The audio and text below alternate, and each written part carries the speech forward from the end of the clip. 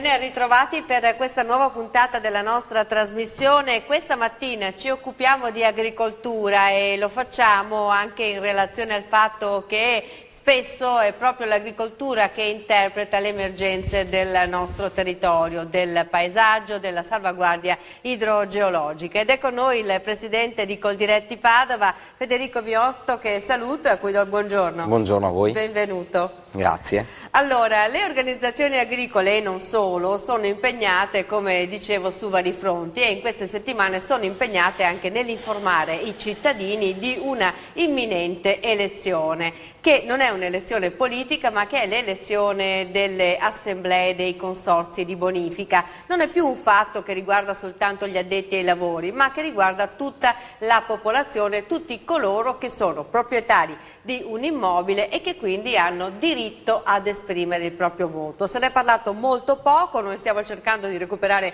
un pochino i tempi, si vota domenica 14, insomma è una cosa importante. Quando si parla di sicurezza idraulica ormai si parla di qualcosa di importante che non riguarda esclusivamente il mondo agricolo ma coinvolge tutti i cittadini che abitano un territorio. Infatti se noi guardiamo l'area che interessano i consorzi di bonifica non guardano le aree della provincia, non guardano le aree della regione, ma interessano bacini idrogeografici, quindi guardano a quello che è un minimo comune denominatore di un territorio in funzione alla gestione idrica di quell'area. Ecco, i cittadini spesso si arrabbiano con i consorzi di bonifica e danno la colpa ai consorzi di bonifica di quello che accade in queste brutte stagioni autunno-invernali in cui purtroppo facciamo i conti con allagamenti sempre più frequenti. Come si risolve questa questione? Adesso gli si richiede di essere presenti a questo voto. Ecco, questo che è stato descritto era un approccio che negli anni passati si individuava il consorzio di bonifica come l'ente che in qualche modo aveva la responsabilità in tutti questi anni dove si sono verificati avvenimenti sempre più critici e che hanno portato alla luce le criticità appunto della gestione del territorio, ha messo in luce anche quali sono le responsabilità che in effetti il consorzio di bonifica fa molto di più di quello che sono le sue competenze. Ecco che i cittadini riconoscono nel consorzio di bonifica un ente prima di tutto necessario, perché con la sua azione riesce ad essere sussidiario anche a delle mancanze che arrivano dalla regione. Non dimentichiamo che i consorzi di bonifica come primo compito hanno quello di tenere in manutenzione opere regionali, quindi gli scoli, le idrovore, tutte le strumentazioni che noi oggi utilizziamo nei consorzi di bonifica sono di proprietà della regione e noi non facciamo altro che gestirle proprio per mettere al sicuro il territorio. In questi anni tra l'altro si è dovuto imparare anche ad affinare il modo di gestione di queste strutture e di mantenerle sempre in efficienza perché sono state utilizzate più spesso del previsto. Ogni qualvolta che serve, come in tutte le situazioni di emergenza e in qualche modo straordinarie, fuori dall'ordinarietà, si deve avere la disponibilità immediata di quelle che sono le strutture che si sono messe a punto per affrontare quell'emergenza.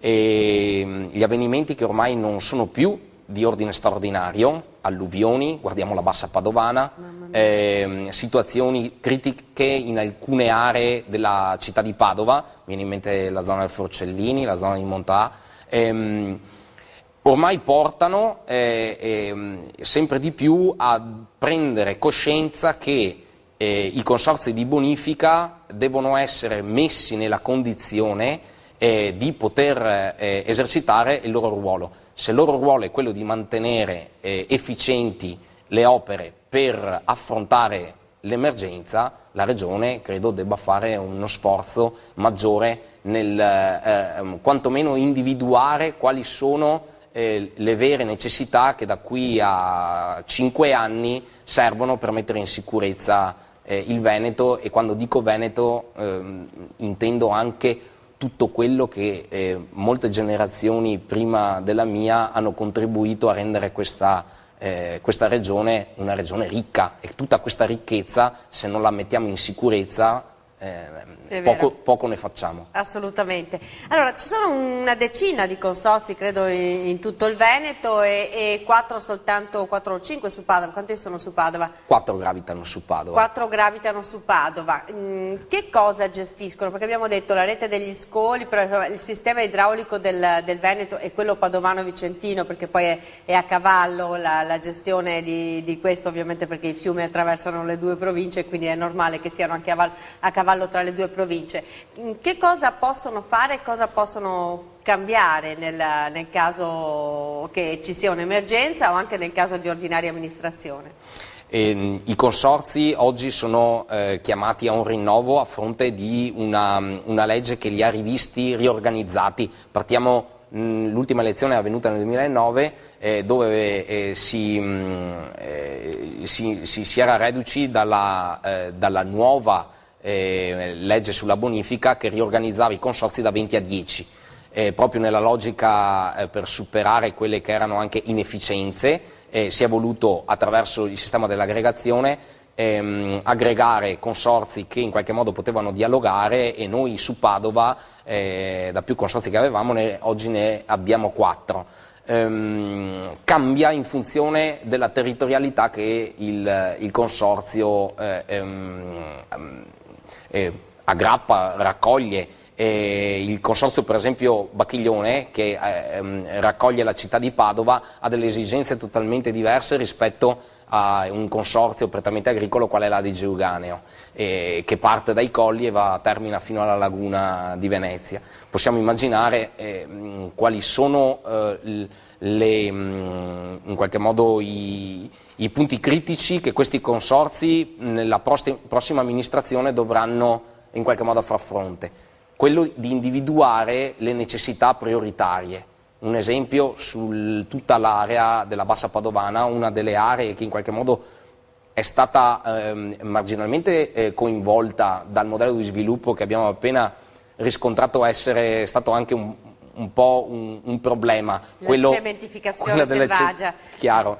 Essendo uno dei pochi luoghi in cui si può iniziare a pensare a un nuovo modello di sviluppo legato al turismo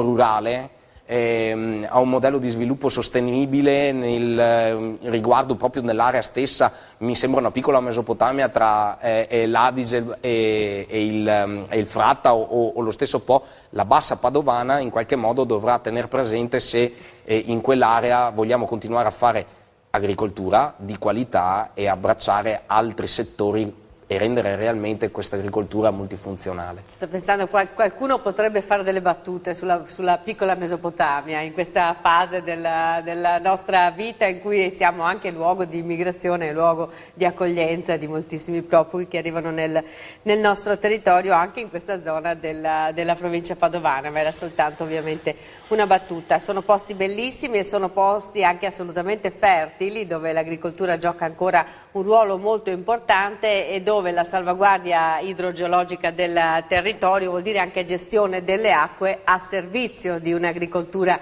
che gode ancora di vasti terreni, di vasti appezzamenti di terreno. Quindi c'è questo doppio ruolo anche dei consorzi di bonifica che devono gestire, adesso parliamo tanto di emergenza alluvione, ma spesso ci troviamo a gestire la penuria di acqua quando appena si avvicina l'estate, quindi ci sono due facce della stessa medaglia. Insomma. Valutiamo però che ormai sì, dobbiamo tenere presente di qual è il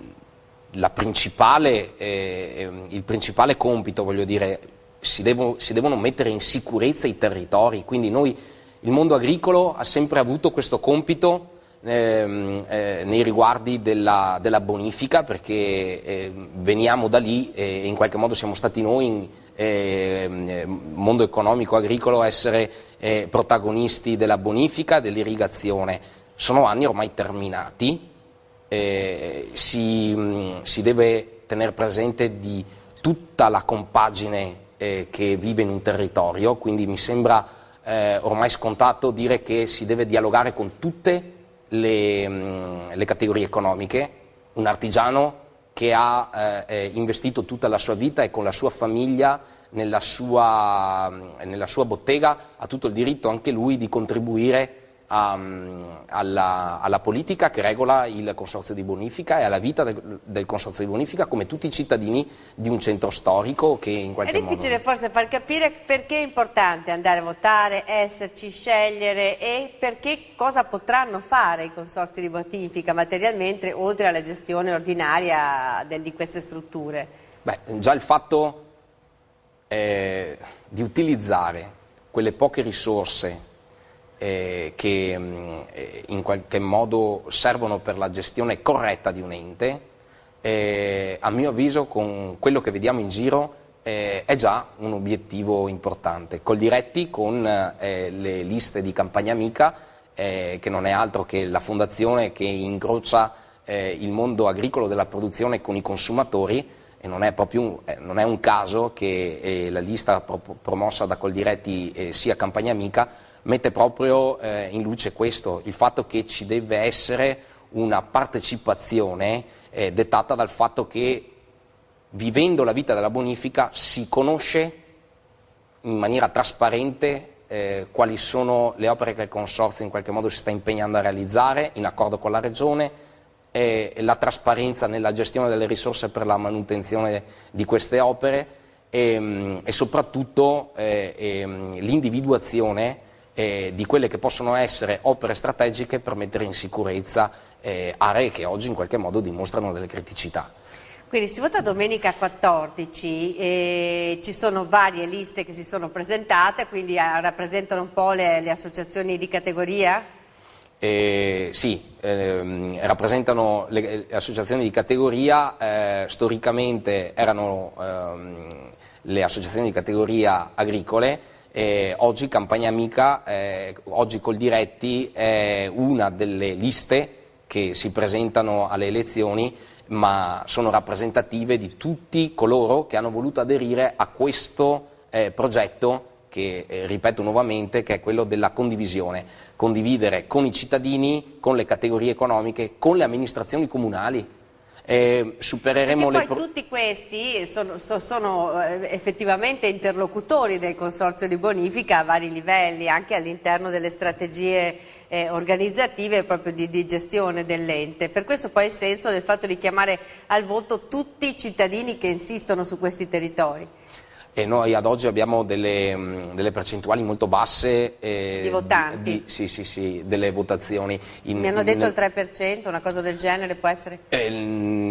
Dipende dal consorzio, comunque sì, non sono cifre a due zeri, e quindi il discorso è che la partecipazione mette nella condizione l'assemblea di essere prima di tutto rappresentativa.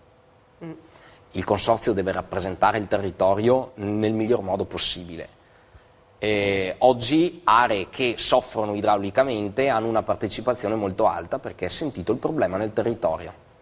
Le faccio un esempio: se noi andiamo in aree dove la bonifica ha permesso il vivere, il fare impresa, il fatto che possano abitare delle famiglie in quell'area, mette nella condizione anche il più piccolo della famiglia di conoscere che cos'è la bonifica.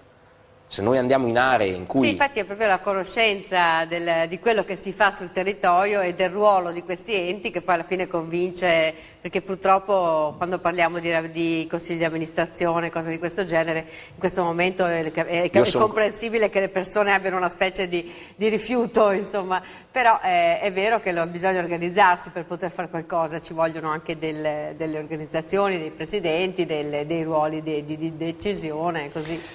Sono convinto che in aree quali i Colli Euganei, che da molto tempo vedono l'acqua scendere e andarsene in maniera molto naturale, aree come Montegrotto, Abano, dove c'è molta ricchezza, e parlo di ricchezza in termini potenziali, alberghi, strutture legate al turismo, con le ultime problematiche idrauliche che li hanno visti protagonisti, ecco, in quell'area sicuramente inizierà ad essere strategico parlare di bonifica, a quel punto la partecipazione diviene una necessità. Assolutamente.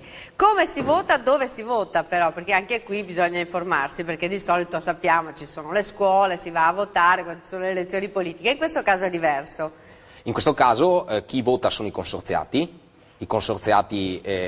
non sono altro che i proprietari degli immobili che in qualche modo sono stati già contattati con una lettera da parte del consorzio dove vengono individuati in funzione alla fascia, in funzione al livello di contribuenza vengono identificate le 3 fasce, prima, seconda e terza, con questa attestazione di voto che non mette nella condizione il consorziato di recarsi nel sito che viene indicato dal comune. Normalmente il comune mette a disposizione un luogo dove ci sarà il seggio. Certo. Diciamo che nelle home page dei siti dei principali consorzi più o meno si dovrebbe trovare qualche indicazione. Anche nella stessa comunicazione che è stata fatta con... Ci sono le indicazioni per il seggio? C'è l'indicazione del seggio, indicazione della fascia, e a quel punto con un documento di identità si può tranquillamente votare. Voto che si può esprimere fino a 3 preferenze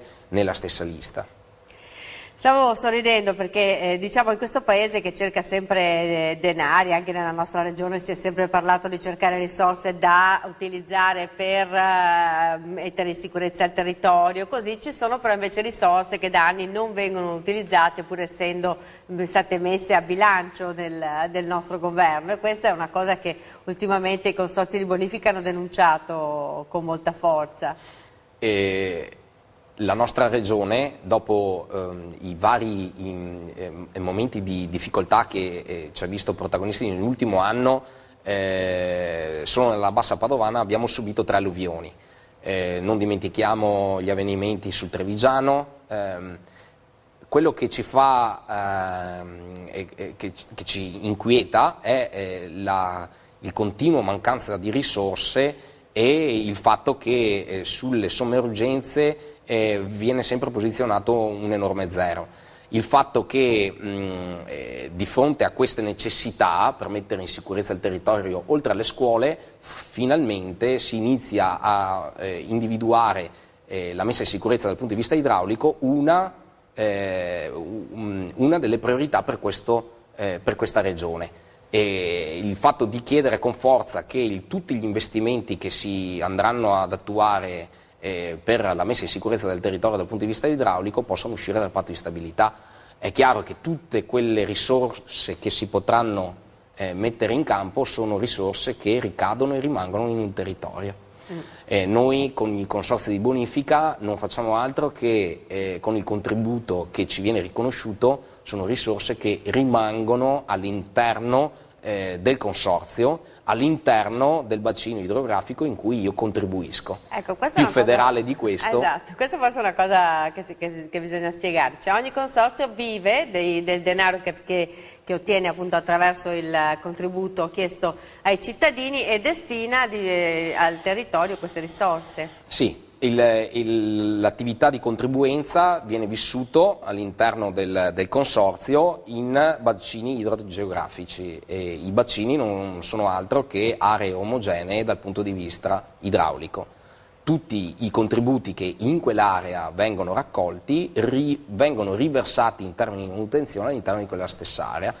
Quindi il contributo di bonifica del sottoscritto che contribuisco nell'area del Sesta Presa non va ad un'altra area. Certo, certo. Abbiamo una piccola pausa pubblicitaria, poi continuiamo parlando non solo delle elezioni ma anche di altre problematiche legate a questo momento in agricoltura, e dopodiché rimarremo sul tema in puntata, anticipo ai nostri telespettatori, perché ci occuperemo del radicchio di Treviso che vive una stagione importante di questi tempi e quindi è giusto anche concentrarsi su questa produzione dei nostri territori, alluvioni permettendo. Tra pochissimo.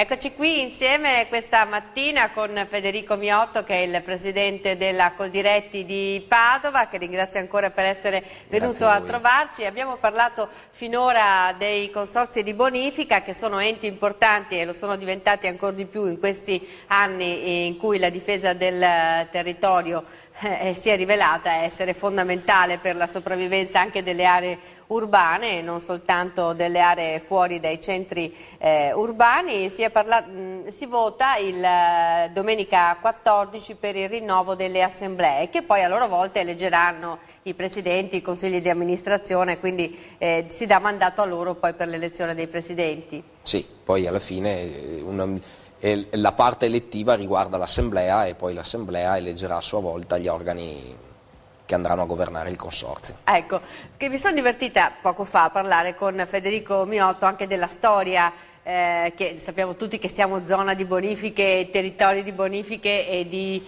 gestione delle acque da secoli e secoli. La Serenissima altro non era che quello sostanzialmente, il suo grande potere è stato quello.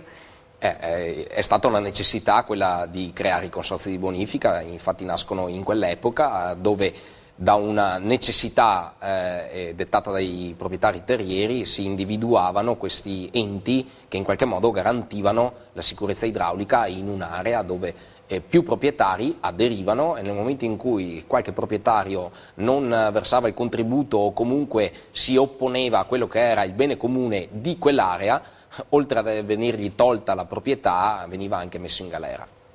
Questo che momento è per l'agricoltura? Un momento un po' di sosta, poi parliamo del radicchio che è il prodotto del momento, diciamo così, però è un momento in cui ci si può dedicare un po' anche a riflettere su quelle che sono le emergenze. Vedo che rimangono comunque dei retaggi legati alla ciclicità. Sì, ormai la produzione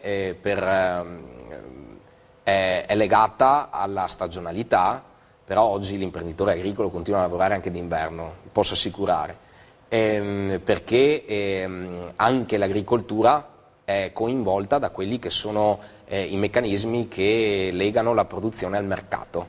Sul mercato ci devi essere sempre, sul mercato ci devi essere sempre con gli equilibri della stagionalità, però è chiaro che oggi l'agricoltura sta vivendo un momento di cambiamento, soprattutto per l'interesse che non arriva dallo stesso mondo agricolo, ma è tutto guardiamo anche quanti reality oggi si interessano al cibo e a quello che si mangia. Che noi ne abbiamo uno bellissimo, non certo. È un reality, però è una trasmissione molto bella. Che ma certo, interessarsi oggi a quello che si mangia, il detto che si è quello che si mangia, è inevitabile poi passare a produrre quello che si mangia, ed è un interesse quindi che la collettività ha nei confronti del mondo agricolo, e noi dobbiamo esserne pienamente coscienti per riuscire anche a produrre quello che viene richiesto. Quindi anche nei nostri territori ci sono tante serre, si cambia il modo di produrre. Cosa vuol dire questa cosa, che il prodotto deve esserci sempre? Come si produce d'inverno?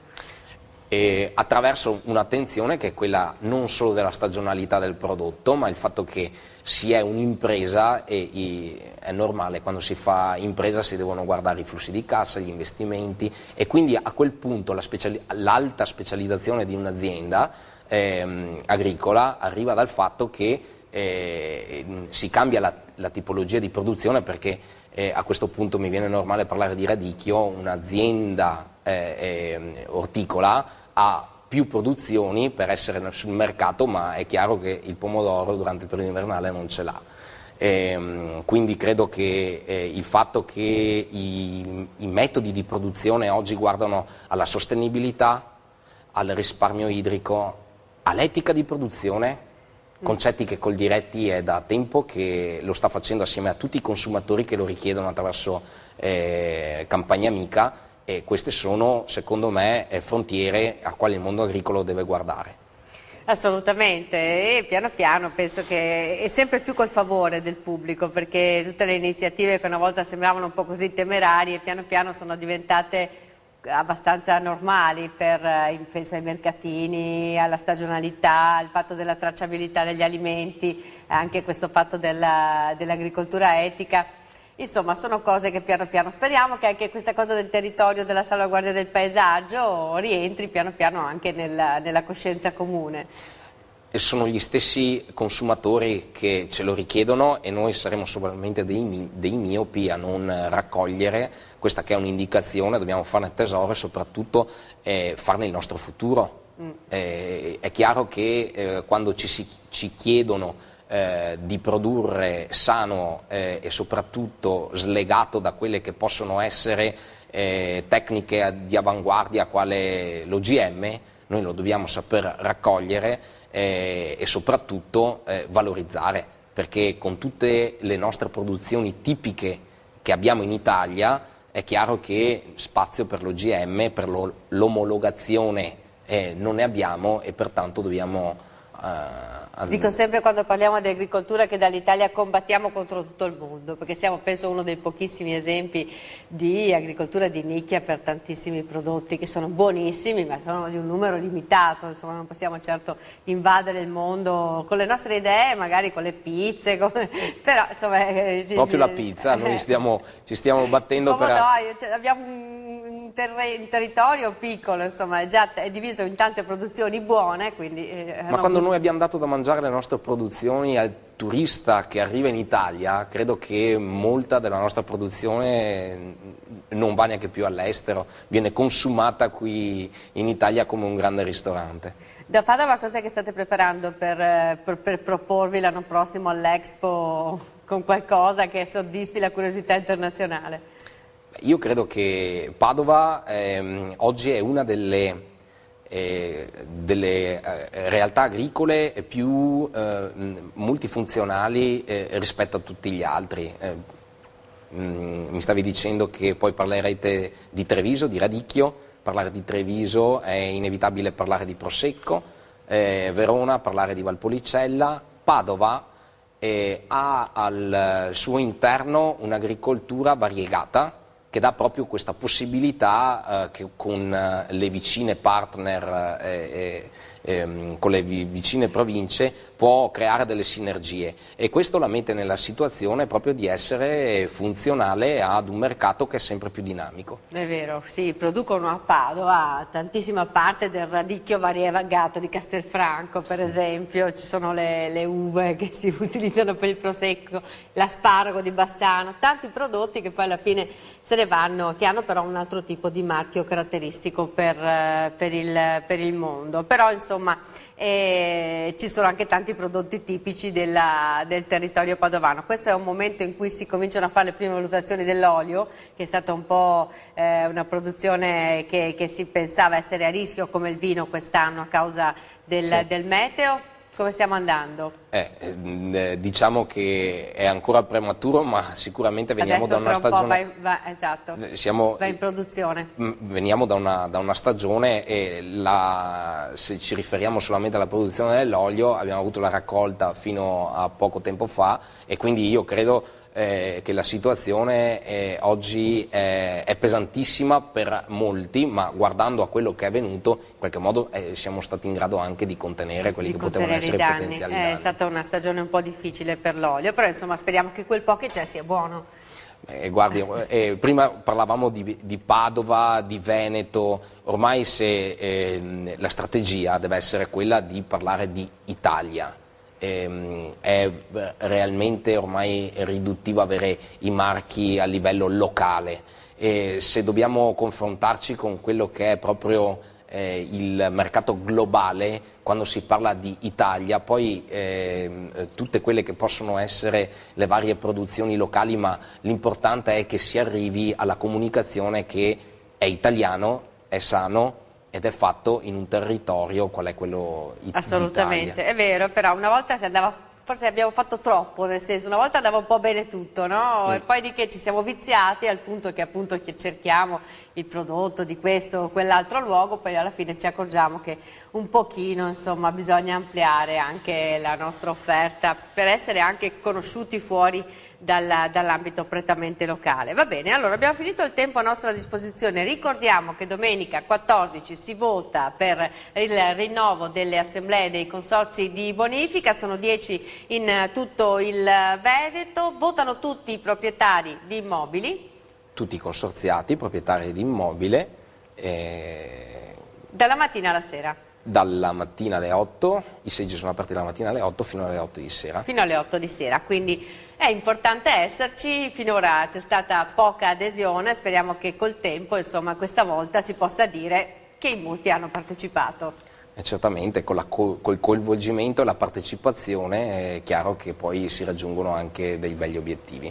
Grazie a Federico Miotto di essere stato con noi questa mattina e tra pochissimo avremo invece Dennis Susanna che è il direttore del Consorzio del Radicchio di Treviso e Variegato Castelfranco IGP, prodotti proprio di questo momento. Ci racconterà anche tante cose poco conosciute e tante iniziative che sono sui territori per promuovere anche i piatti a base di radicchio. Tra pochissimo.